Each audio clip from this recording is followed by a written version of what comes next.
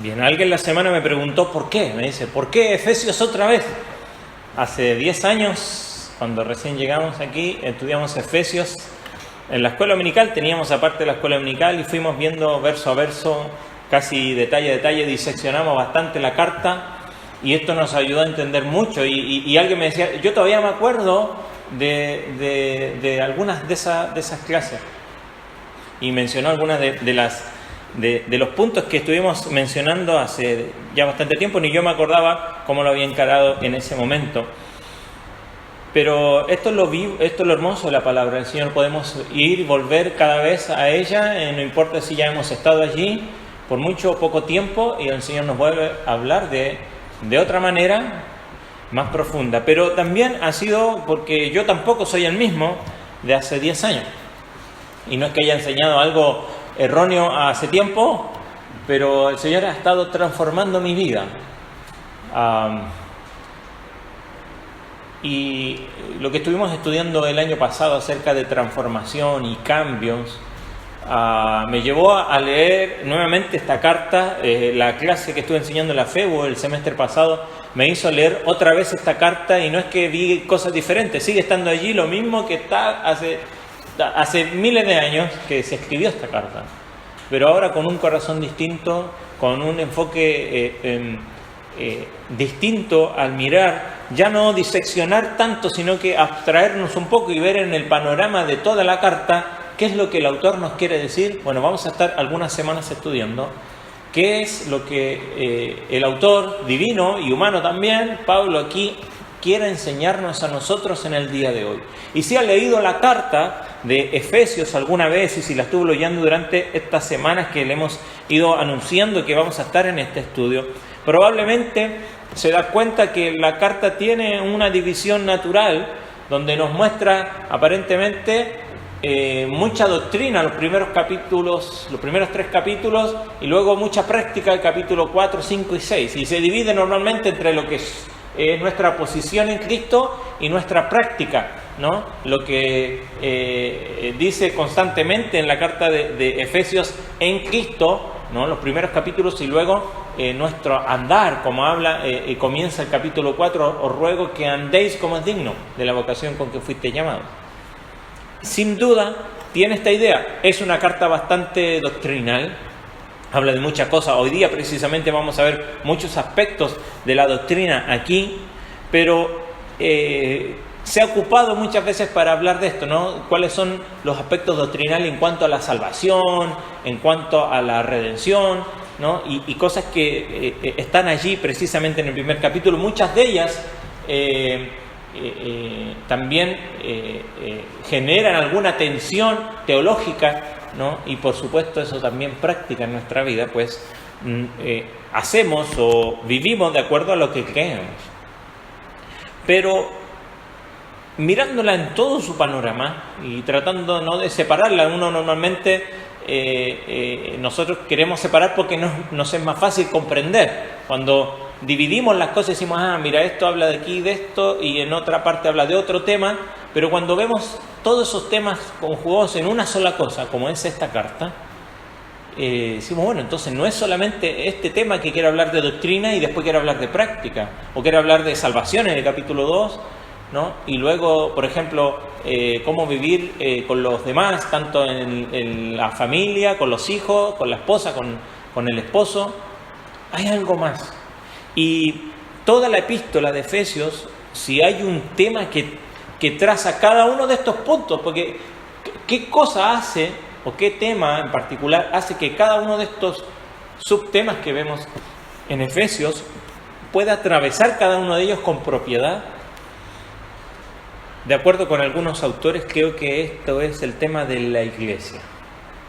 Cómo la iglesia, si bien si queremos saber de eclesiología o queremos saber cómo funciona la iglesia, iremos a otras cartas probablemente. Vemos 1 Timoteo, Pablo le escribe a Timoteo y le dice, esto te escribo para que sepas cómo conducirte en la casa de Dios, que es columna y baluarte de la verdad. Y le dice, así tiene que ser el culto, así tienen que ser los requisitos para los líderes, no te olvides de enseñar la doctrina, tu testimonio, en fin, y habla de cosas que tienen que ver con el aspecto práctico de la iglesia. Si queremos ver en cuanto a doctrina también de la iglesia, o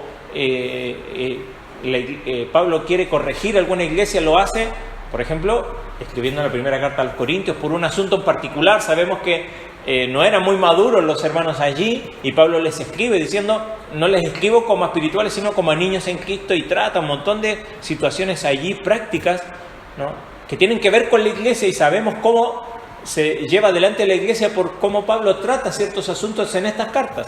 En Tesalonicenses estaban tristes porque decían, el Señor ya vino y nosotros nos quedamos, ¿y qué pasa con esto, con asuntos doctrinales, trayéndolo a la práctica? Y Pablo lo aclara, y dice, no entristezcáis como los que no tienen esperanza, sino el Señor vendrá por nosotros.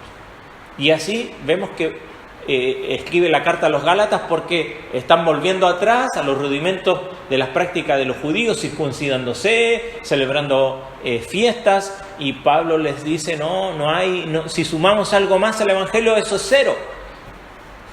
Escribe la carta a los Colosenses, si bien ahí habla es casi una carta paralela de Efesios, pero trata asuntos particulares allí, como estas distintas filosofías. Dice, no se dejen engañar por estas huecas y sutiles filosofías.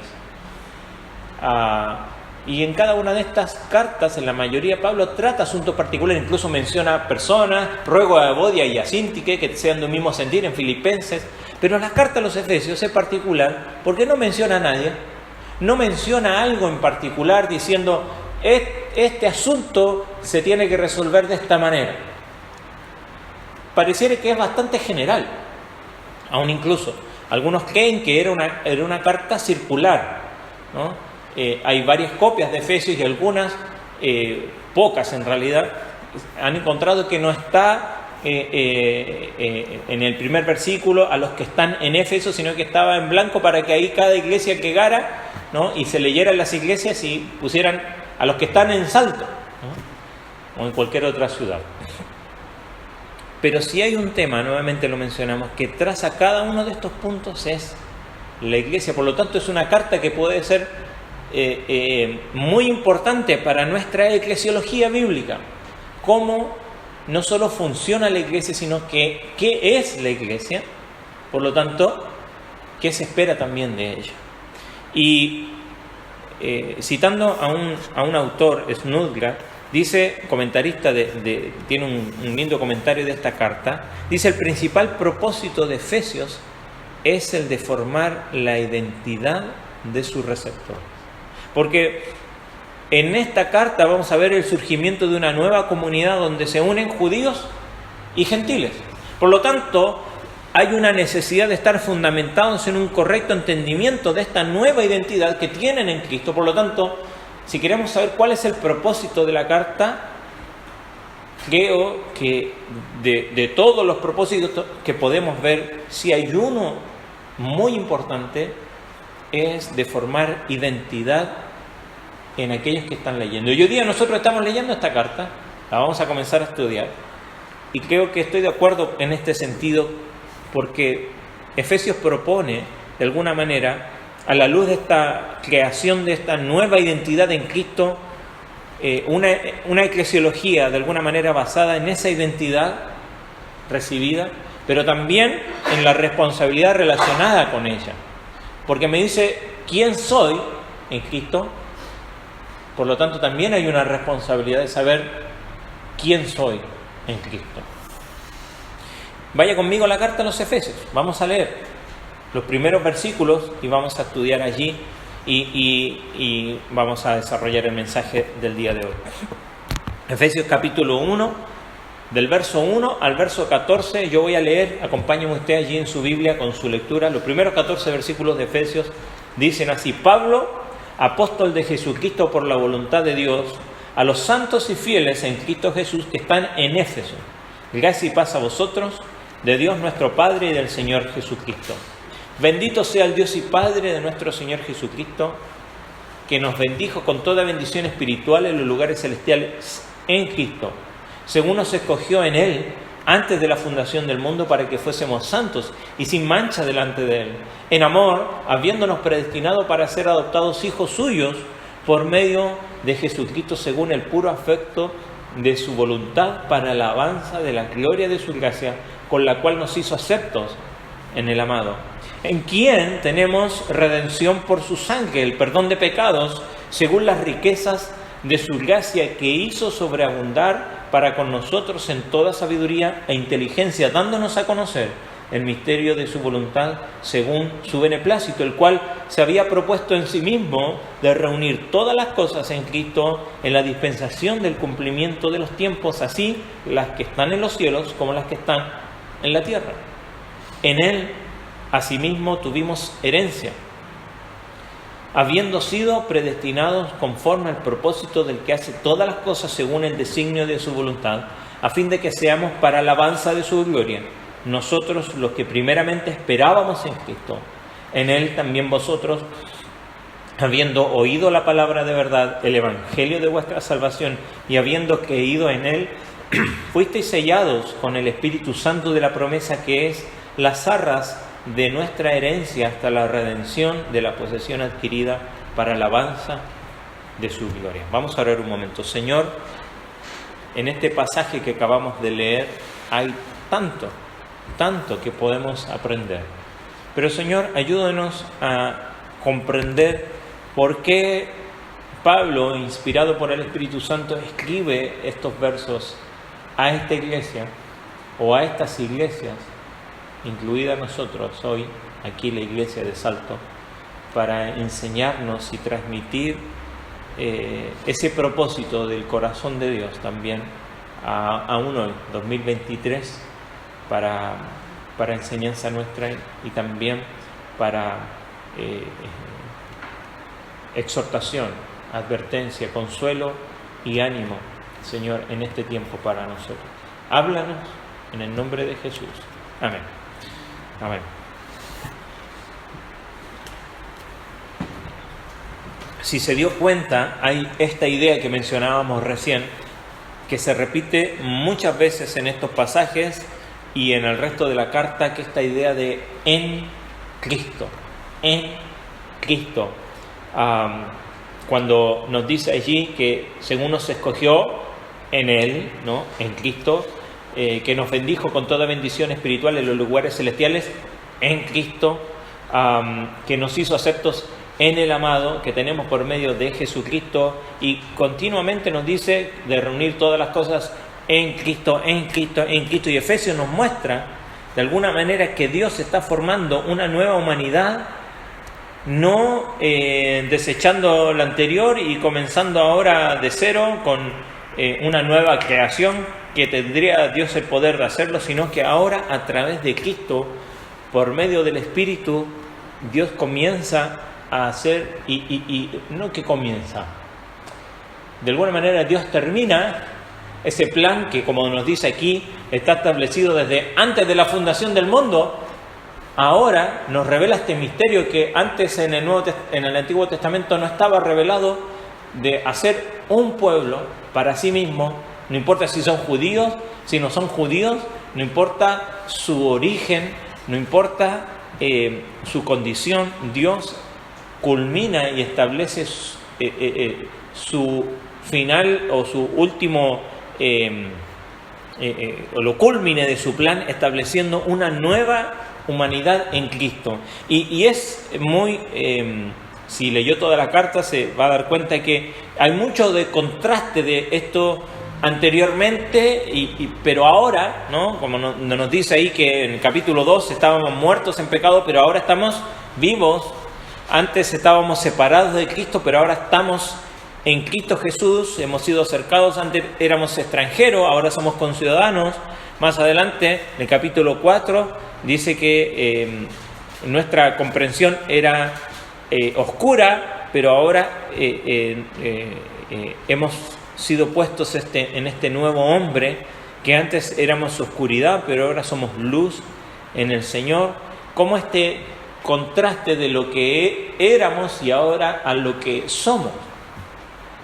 Y en estos primeros versículos, ¿no?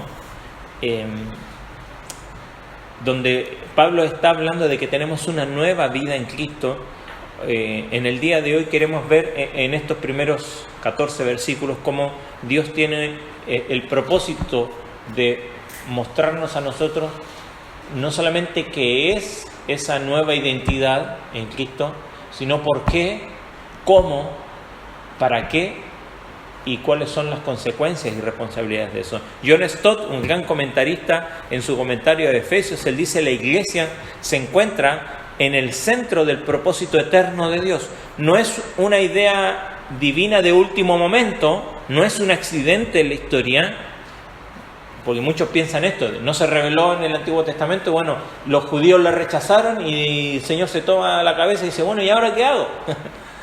No, siempre en el corazón de Dios, la iglesia es la nueva comunidad de Dios para su propósito. No es solo para salvar individuos y perpetuar nuestra soledad, sino para construir, dice Stott, su iglesia, es decir, llamar al mundo a un pueblo para su gloria.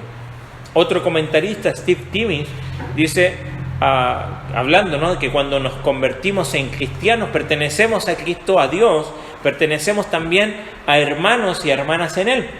Que esta dimensión donde Dios quiere formar identidad en nosotros, no solamente vertical, sino que también horizontal.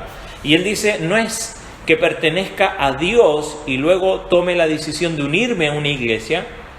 Mi estar en Cristo significa estar en Cristo con otros que están en Cristo. Esta es mi identidad.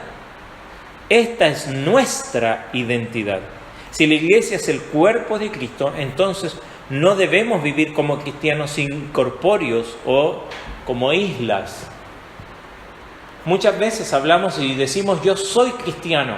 ¿Amén? ¿Lo somos? Sí. Pero en la carta a los Efesios rompe con esta idea muy individualista y muy epocal, muy de nuestro tiempo, de que me importa quién soy yo, y sin duda es importante saber quién soy. Pero en la carta a los Efesios constantemente nos está mostrando una comunidad, un cuerpo, algo que somos. Por lo tanto, pertenecemos también, así como a Cristo pertenecemos a otros, ¿no? Y esos otros conmigo también, que fuimos salvos de alguna manera para una comunidad. Pero quiero presentar la idea en dos partes. Vamos a ver este domingo una parte y el domingo que viene vamos a ver la segunda parte. Porque al volver a estudiar la carta a los Efesios y volver a encontrar allí ideas que estaban en mi corazón y en mi mente, esto no cambió, sigue estando allí, pero escarbando un poco más, uno puede encontrar algunas cosas que quizás no vio. Y si quiere ponerle un título a lo que vamos a estar estudiando este domingo y la semana que viene, es que no se trata tan solo de lo que tenemos en Cristo, sino de lo que somos en Él. Porque sin duda,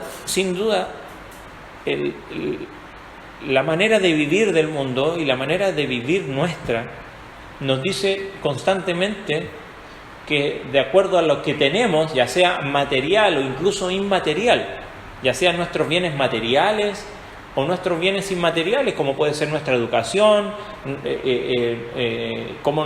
dónde estudiamos, nuestra profesión, nuestro conocimiento, ya sea aquellas cosas que son tangibles como aquellas que no, determinan quiénes somos.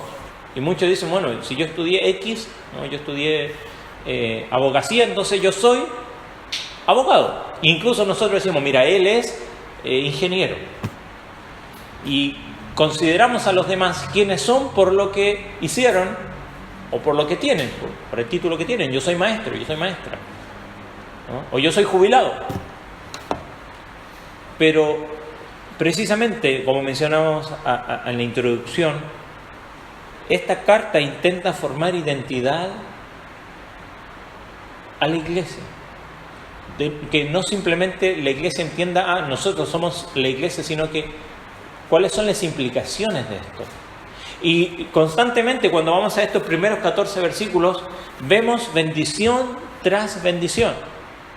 Y normalmente la enfocamos desde lo que tenemos en Cristo. Y lo vamos a ver. Hoy vamos a ver esta primera parte. ¿Cuáles son las bendiciones que tenemos en Dios, por medio incluso del Padre, el Hijo y también el Espíritu Santo? Si se dio cuenta, hay una división natural, aunque podemos forzarlo un poco allí, pero Pablo, después de presentarse y decir, esto es una carta a aquellos que son santos y fieles creyentes, comienza con una bendición, comienza alabando a Dios. ¿Y por qué alabar a Dios? Hemos dicho aquí que fuimos creados, el Señor nos creó para adorar. Somos adoradores y adoramos a alguien o adoramos a algo. Si no es a Dios, adoraremos a alguien más, ya sea nuestra posición, nuestros bienes o a otra persona. Mire, a los que nos gusta el fútbol, vemos un partido y gritamos con júbilo cuando nuestro equipo hace un gol, o como el mío, que no hace muchos goles, cuando se salva de que le hagan un gol, nosotros lo celebramos. Pero gritamos con júbilo porque alabamos, nos gusta adorar algo, celebrar algo. Vamos a un concierto y la gente grita. Somos adoradores, alabamos. Fuimos creados, hechos para alabar. Y este pasaje nos recuerda que fuimos hechos para alabar. Si se dio cuenta, 3 veces sale esta idea en estos versículos: para alabanza de su gloria. En una de ellas dice: para alabanza de la gloria de su gracia. Y es precisamente cuando habla del Padre y termina diciendo las bendiciones que tenemos en Él es para alabanza de la gloria de su gracia. Después en el Hijo, para alabanza de su gloria. Y después del Espíritu Santo, cuando lo menciona, para alabanza de su gloria. ¿Por qué? Porque ese es el propósito para el cual Dios nos creó. Para alabanza de su gloria. Fuimos creados para alabar, para bendecir su nombre. ¿Y por qué hemos de bendecir su nombre? Porque Dios, como nos dice allí, nos ha bendecido en Cristo. Mire, si nosotros pensáramos en cuál es la palabra clave de esta idea, cuando nos dice que nos bendijo con toda bendición espiritual en los lugares celestiales en Cristo, para mí la palabra clave es toda. Porque cuando se ocupa un adverbio como este, no deja lugar a nada. Por lo tanto, no podemos estar hoy día reclamando a Dios que me dé una bendición que me falta. Pablo aquí en Efesios nos está diciendo que Dios nos ha bendecido con toda bendición. Ya, ahora, está hablando a santos y fieles, creyentes, aquellos que están en Cristo Jesús. Y bendecimos al Padre porque hemos recibido toda bendición espiritual. Y esta alabanza trinitaria que vemos aquí, ¿no?, aludiendo al Padre y Señor Jesucristo, aludiendo al Hijo, aludiendo al Espíritu Santo, nos habla del alcance no solo del alcance, sino que de cómo Dios en todo su ser se involucra en bendecirnos. Pero también, como Dios es un Dios eterno, 3 veces santo, también estos pasajes nos hablan del alcance de esta salvación, porque es interesante. Mire, verso 4 nos dice que según nos escogió en Él, y nos da una línea de tiempo. ¿Cuándo? Antes de la fundación del mundo. Y al final de este pasaje, ¿no?, allí en el verso, casi al medio ahí, verso 10, dice: de reunir todas las cosas en Cristo en la dispensación del cumplimiento de los tiempos, así las que están en los cielos como las que están en la tierra. De alguna manera, el autor nos dice: mira, antes de la creación, en la eternidad pasada, hasta la eternidad futura, lo que está por venir, allí, en todo lo que concierne al tiempo, tenemos estas bendiciones.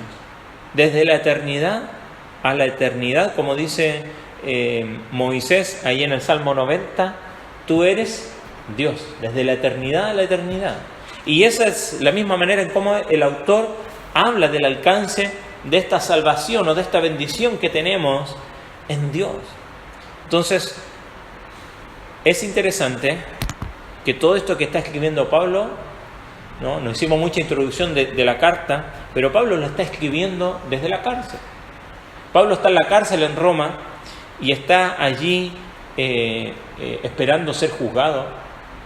Y resulta que estando en la cárcel escribe esta carta donde trata de alabar al Dios Trino.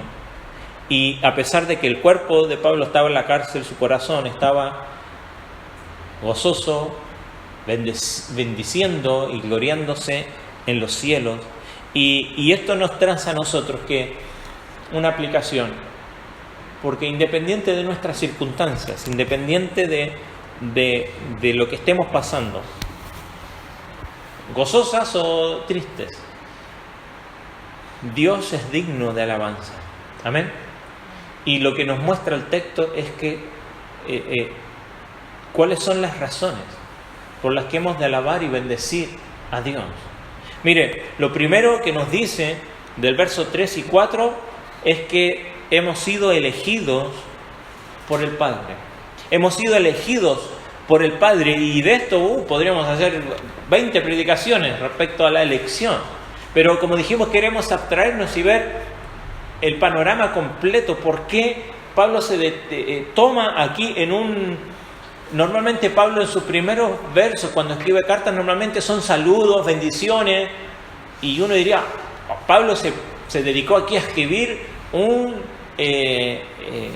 una teología sistemática respecto a una explicación, un ensayo respecto a lo que es la elección. No, él simplemente reconoce un hecho, donde no se detiene a explicarlo, simplemente lo menciona, lo asume y bendice a Dios por eso. Y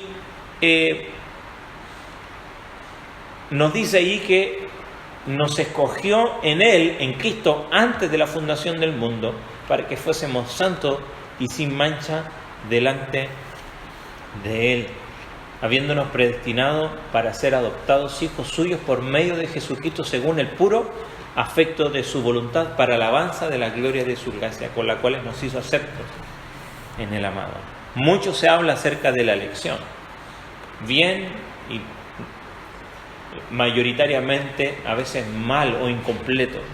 Y hoy no vamos a hacer una enseñanza específica respecto a eso, simplemente mencionar algunos aspectos de la elección de Dios.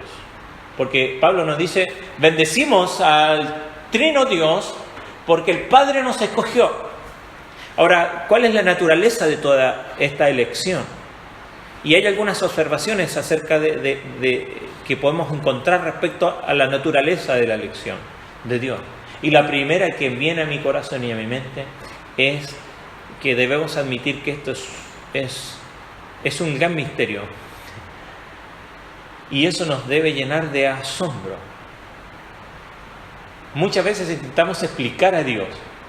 Como mencionamos hace un rato, este cerebro de 1,5 kilos intenta explicar a un Dios eterno,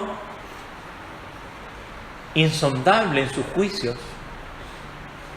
Y es difícil para nosotros, criaturas finitas, explicar y comprender cómo esta doctrina se relaciona con el amor de Dios, porque más adelante dice en amor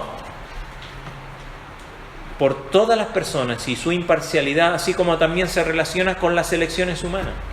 Porque muchos dicen, bueno, si me escogió Dios, entonces yo no tengo que hacer nada. Y algunos dicen, bueno, si yo tengo que hacer algo, ¿qué tengo que hacer? Y comienza, y hay mucha frustración que viene de intentar explicar teológicamente a Dios o su obra. Pero lo primero que debemos admitir es que esto tiene un gran misterio. Dios no siempre revela todos sus propósitos o explica por qué hace algo. Deuteronomio ya nos dice que las cosas secretas pertenecen a Él. Él nos ha revelado y hemos de agradecer a Dios que nos ha revelado en su palabra sus propósitos, pero hay cosas que no nos ha explicado. Y cuando encontramos situaciones como esta, de ver que Dios me escogió a mí, otro más egoísta, engreído y orgulloso pensará, ¿por qué Dios lo escogió a él o a ella? Mira cómo es. Y sí. Pero ¿sabe? El asombro de ver que este misterio tan grande es saber que Dios me escogió a mí. Como dice Pablo en Timoteo, de los pecadores yo el primero. ¿Por qué? No lo sé, pero le alabo por eso.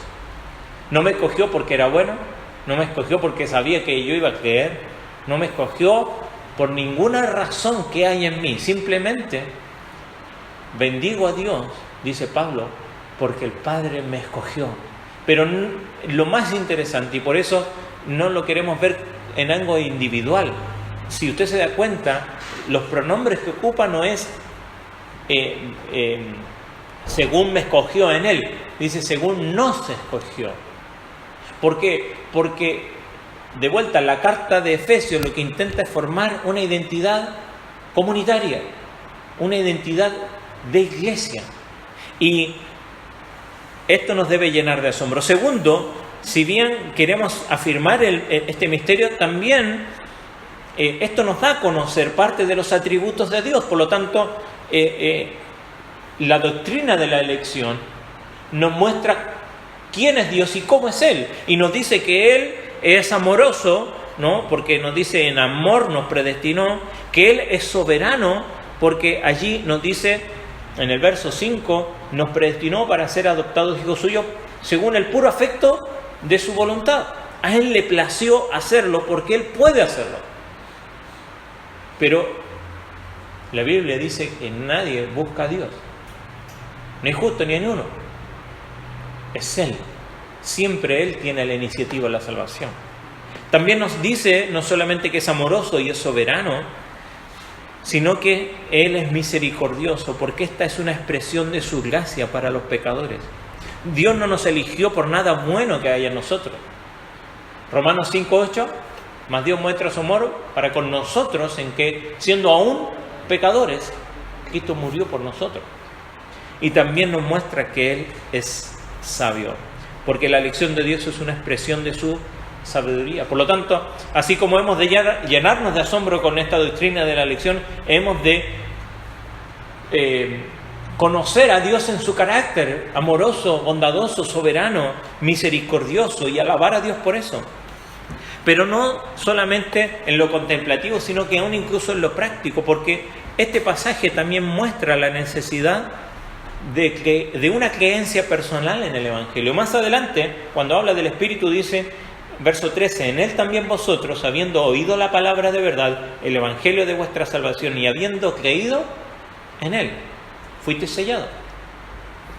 Y sin duda, esta es la gran tensión que genera esta doctrina. Porque decimos, bueno, ¿Dios escoge o el hombre cree?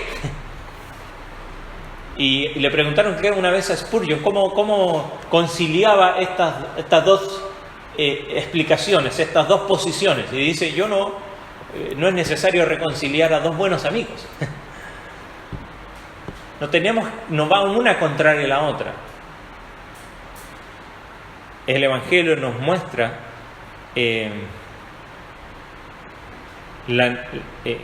la obra de Dios eligiendo un pueblo para sí en Cristo, y también demanda que el hombre ha de creer y responsabiliza al hombre. No de esa idea de libre albedrío de que el hombre decide y que Dios está atado de mano en la libertad del hombre, ¿no? Y que el hombre decide y deja a Dios de lado y está Dios limitado por las decisiones del hombre. Pero Dios no somos marionetas de Dios. Hay quien piensa eso. Me encanta Pablo porque cuando habla precisamente de la elección en Romanos capítulo 9, capítulo 10, llega ahí a un punto donde dice, ¿y cómo creerán? Porque dice, la fe viene por el oír y el oír por la palabra de Dios, pero ¿cómo oirán? ¿Y cómo creerán en aquel en quien no han oído? ¿Y cómo oirán sin haber quien les predique? Y la elección no disminuye la necesidad de contarle a los demás acerca de Jesús. La elección da esperanza al evangelismo. Mire, en Hechos capítulo 18, Pablo está precisamente en Éfeso. Y en el verso 9 y 10, Hechos, verso 18,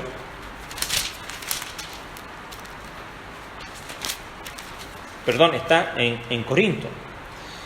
Más después va a Éfeso. Pero ahí en el verso 9 y 10 dice: entonces el Señor dijo a Pablo en visión de noche, porque si bien muchos fueron bautizados, pero el verso 6 dice que se le oponían y blasfemaban, ¿no? Y Pablo dice, sacudiendo los vestidos, ¿no? O sea, diciendo, bueno, como sacándose la tierra de los pies, en el verso 6, vuestra sangre sea sobre vuestra propia cabeza, yo limpio desde ahora miré a los gentiles, porque estaba en las sinagogas y muchos allí se le oponían. Entonces el Señor le revela algo muy hermoso. En el verso 9 y 10 le dice: no temas, sino habla y no calles, sigue predicando el Evangelio, porque yo estoy contigo y ninguno pondrá sobre ti la mano para hacerte mal, porque yo tengo mucho pueblo en esta ciudad. ¿Qué quiere decir eso? Hay muchos elegidos aquí. Dice, bueno, decime quiénes son, así vamos a ellos nomás, y no evitamos todo este problema de que nos rechazan. Pero no es así. Pero el Señor le revela y le dice, ¿sabes? Hay muchos escogidos aquí, pero tienes que ir y hablarles. Nosotros no sabemos quiénes son, pero gloria a Dios de que Dios sigue animándonos por medio de su palabra a compartir el Evangelio, porque aún hay pueblo al cual Él quiere salvar. Por lo tanto, esta doctrina nos debe llenar de asombro, nos debe llevar a conocer quién es Dios, a creer, pero también a evangelizar, pero también nos debe llevar a descansar, porque nuestra elección no depende de nosotros, sino que es en Cristo. Como dijo alguien, somos elegidos. ¿Usted sabe qué significa Mesías? ¿Cuál es el significado de Mesías? El elegido. Somos elegidos en el elegido. No fuimos elegidos por nada bueno en nosotros. Dios, como dice ahí, nos acepta porque eligió ponernos en unión con Cristo. Como dice ahí, somos aceptos en el amado. Y esto sin duda debería a nosotros humillarnos delante de Dios. Ahí en 1 Corintios capítulo 1, verso 27 en adelante dice, sino que de lo necio del mundo escogió Dios para avergonzar a los sabios, y lo débil del mundo escogió Dios para avergonzar a lo fuerte, y lo vil del mundo y lo menospreciado escogió Dios, y lo que no es, para deshacer lo que es, a fin de que nadie se jacte en su presencia, mas por Él estáis vosotros en Cristo Jesús, el cual nos ha sido hecho por Dios sabiduría, justificación, santificación, redención, para que, como está escrito, el que se gloría, gloríese en el Señor. Nadie. La elección nunca debe llenarnos de orgullo y decir, yo soy elegido, yo soy escogido de Dios. Al contrario, debe humillarnos. Y debe humillarnos y llevarnos a descansar en la obra de Cristo. Pero ¿cuántas veces nos esforzamos en nuestra carne como para devolverle a Dios el hecho de que Él nos escogió? No podemos. Ahora, el objetivo de la elección, como dice ahí, antes de la fundación del mundo nos escogió para que fuésemos santos y sin mancha delante de Él. Sin duda, Él nos escogió para ser santos. Él dice que que debemos ser santos porque Él es santo, y solo en Cristo somos santos posicionalmente. Pero aún sigue habiendo pecado en mi vida, sí, pero delante de Dios, porque estamos en Cristo. Aleluya, gloria a Dios, porque somos santos. Pablo le escribe a los Corintios, le dice, le escribo a los santos llamados a ser santos. Y uno diría, no, los hermanos ahí no son santos. Los hermanos en santos tampoco son santos. Pero en Cristo somos santos. Amén. Porque ese es el objetivo de la elección. Pero también de adoptarnos, nos escogió y dice que nos predestinó, declaró un destino de antemano de ser un pueblo para ser santo, un pueblo para la filiación. Su pueblo es parte de la familia de Dios. Y este es un privilegio tan grande de que podamos llamar a Dios nuestro Padre. ¿Cómo comienza el Señor Jesucristo para enseñar la oración? Así diréis: Padre nuestro. No Padre mío, Padre nuestro. Y esto lo vamos a ver en particular la semana que viene, de lo que somos en Él. Pero como dice Juan, mirad cuál amor nos ha dado el Padre de ser llamados hijos de Dios. Ahora nos dice cuándo fue la adopción, que es antes de la fundación del mundo. Y si somos hijos de Dios, entonces estamos aquí a propósito, porque es parte del gran plan de Dios. ¿Y por qué? Según el puro afecto de su voluntad. Solo porque a Él le plació hacerlo. Somos escogidos por el Padre, pero también somos redimidos por el Hijo. Fíjese, dice: ¿en quién tenemos redención? Por su sangre. Tenemos redención en el Hijo. Y esta redención, sin duda, nos lleva a nuestra mente a ese evento en la historia del pueblo de Israel cuando son rescatados de Egipto, de la esclavitud en Egipto. ¿Se acuerda qué hicieron? Debían pintar los dinteles, sacrificar un cordero para que la muerte no pasara por allí y afectara a los primogénitos. Pero como recordábamos hoy, una vez y para siempre, esta sangre de Jesucristo nos rescató del dominio, como dice Colosenses, nos rescató del dominio de la oscuridad y nos ha transferido al reino de su Hijo amado. En Él tenemos redención, el perdón de pecados. Y Pablo dice que esta redención ha tenido un costo, y ese costo es su sangre. Y tenemos esta liberación por su sangre, y esto significa la muerte y el sacrificio de Jesús. Podemos ser redimidos de la pena del pecado, de la prisión del pecado, pero esto no es barato, es gratuito. No tenemos que pagar nada por ello, pero barato no fue. Nuestra libertad le costó a Jesús su propia sangre, y Él tomó nuestro lugar y llevó nuestros pecados en su cuerpo allí en el madero. Isaías 53 dice: todos nos descarriamos como ovejas, cada cual se apartó por su camino, mas Él cargó el pecado de todos nosotros. Y eso nos da perdón. Pablo dice que esta redención está vinculada con el perdón de los pecados, y encontramos el perdón solo en Cristo, solo en Cristo. En Lucas capítulo 7 leemos de una mujer desconocida que entra allí donde está con un montón de hombres, mayoría de ellos fariseos, y derrama un aceite muy caro para ungir los pies de Jesús en adoración, y los fariseos, que eran demasiado justos para buscar el perdón de Dios o de Cristo, se quejaron de esto y le dijeron: ¿no sabes quién es esta mujer? Y Jesús dijo que ella era generosa en su adoración porque se dio cuenta de cuánto se le había sido perdonado. Los que no se dan cuenta de cuánto han sido perdonados no alaban a Dios ni a Jesús así. Pero Pablo adora a Dios y alaba a Cristo porque en Él tenemos redención por su sangre, el perdón de pecados, y aquí la palabra más importante: según las riquezas de su gracia. No dice que nos dio de las riquezas de su gracia, sino que según. Yo siempre pongo este ejemplo. Trabajé algunos años, a la edad del Fran más o menos, como empaque en un supermercado. Ahí en las cajas era común que los adolescentes fuéramos a trabajar y nos daban propina. Y venía un hombre muy rico, que yo lo conocía de la ciudad, a comprar para su empresa los primeros días del mes. Y yo me ponía en esa caja que era solo de factura, que nadie iba, porque no iba mucha gente, pero cuando los primeros días del mes me ponía ahí porque venían y daban una buena propina. Y había un hombre muy rico, me pasaba hasta las llaves del auto, un Mercedes, yo la abría, le dejaba las bolsas ahí, todas las cajas. Y él me daba una buena propina, que a veces era lo de que me daba o juntaba por varios días.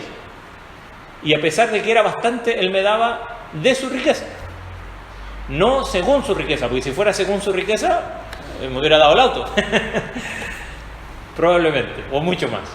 Bueno, Cristo no nos da de su riqueza, nos da según sus riquezas. Por eso le alabamos. Y la generosa dispensación de gracia de Dios en esta redención implica el perdón y la sabiduría para saber cómo vivir a la luz de ese plan de salvación que vamos a ir conociendo más adelante cuando entremos en la parte práctica. Por la gracia de Dios también tenemos revelación en Cristo, porque dice en el verso 9, nos dio a conocer el misterio de su voluntad según su beneplácito, el cual se había propuesto en sí mismo reunir todas las cosas en Cristo. Él nos revela cuál es su plan. Nos ha revelado su plan eterno y ese plan se centra no en usted, se centra en el Redentor que es Cristo. ¿Y cuál es este plan? Reunir todas las cosas en Él, las que están en los cielos, en la tierra. Entonces, este plan de salvación no tiene simplemente que ver con mi alma, tiene que ver con un aspecto cósmico, eterno, donde en Cristo todo será redimido. En la plenitud de los tiempos, las dos creaciones de Dios, todo su universo, toda su iglesia, se unificarán bajo el Cristo, que es la cabeza suprema, tanto de todo lo creado como de su iglesia también, dice John Stott. Hermano, vamos a parar aquí hoy. La semana que viene veremos la alabanza de Pablo respecto a la obra del Espíritu Santo, pero vayámonos con esta idea. Acá hemos visto lo que tenemos en Cristo, las bendiciones del Padre, las bendiciones del Hijo. Y sin duda para nosotros, para la mayoría de los creyentes,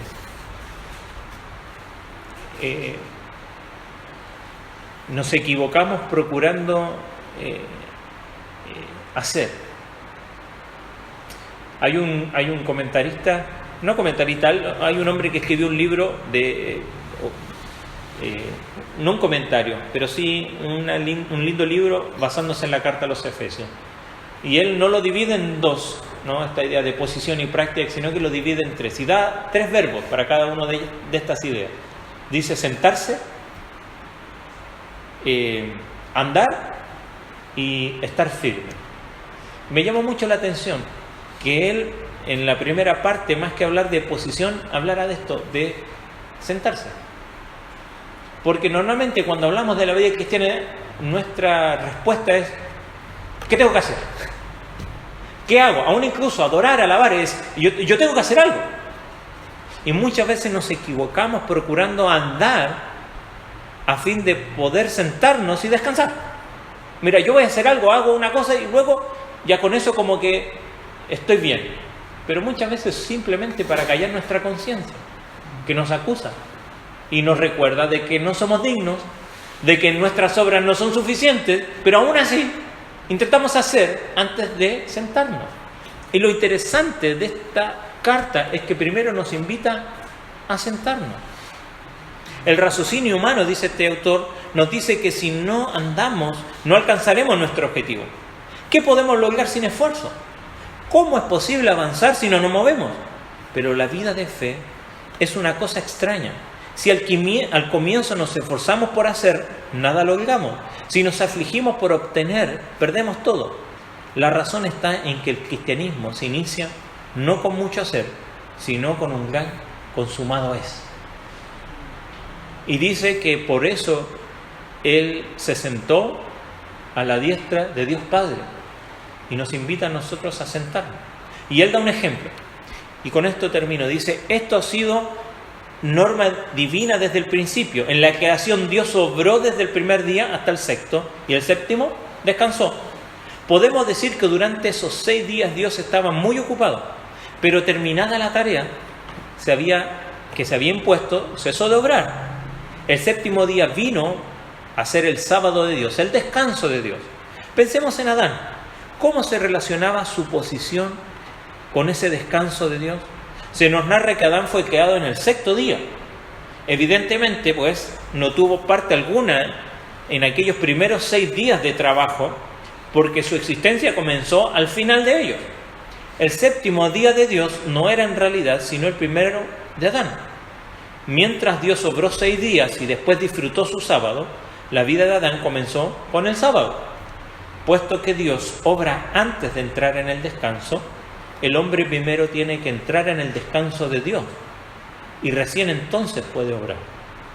además fue porque la obra de Dios estaba realmente completada que el hombre pudo iniciar su vida en el descanso. He aquí el Evangelio, que Dios se ha extendido aún más y completado también la obra de salvación, de modo que nosotros nada necesitamos hacer por merecerla, sino que por fe podemos entrar a participar ya directamente de los beneficios de su obra consumada. Esto va en contra de nuestra naturaleza que intenta hacer. Y el Señor nos está invitando a sentarnos.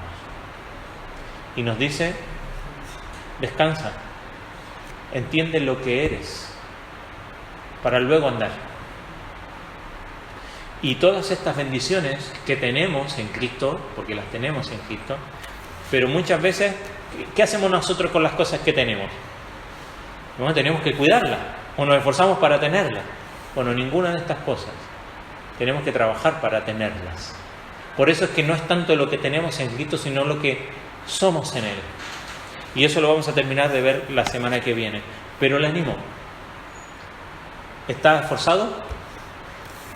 ¿Intentando hacer algo? Bueno, no se olvide que el Señor nos invita, así como Él, después de obrar, se sentó, nosotros poder sentarnos también a descansar en la obra de Cristo, como lo recordamos hoy en la cena, para por medio del Evangelio ser capacitados para andar y vivir para Él. Amén. Amén. Vamos a ponernos en pie y vamos a orar. Padre